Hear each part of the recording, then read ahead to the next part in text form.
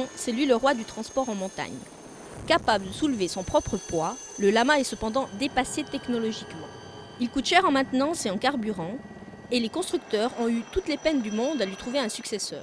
On est obligé de trouver un petit peu des compromis avec les nouvelles machines, les dernières technologies qui sortent.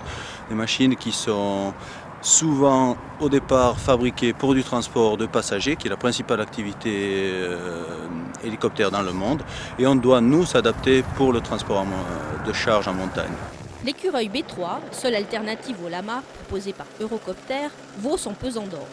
Près de 2 200 000 francs suisses. Sa technologie avancée permet de diminuer ses coûts d'exploitation, mais la minute de vol coûte un peu plus cher qu'avec le lama. Quels sont les avantages du B3 pour le client ? Le lama vole à maximum 150 km/h, alors que cette machine vole à 230 km/h. Donc déjà pour accéder sur le lieu de transport, je vais aller beaucoup plus vite. Donc des coûts qui vont se répercuter dans la durée du survol. Et l'autre chose, c'est la capacité de levage. Alors cette machine, bien sûr, c'est en fonction, comme on a dit tout à l'heure, de l'altitude, on va perdre des performances, mais cette machine est donnée au niveau de la mer à 1400 kg, alors qu'un lama est donné à 1000 kg.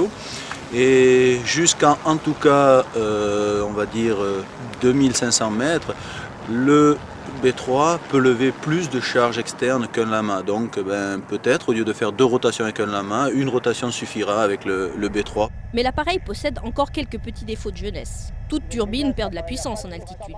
Mais cette perte est plus importante sur le B3 que sur le lama. Et il y a encore le problème du vent. Si on compare avec un lama, il y a beaucoup moins de prise au vent déjà avec un lama.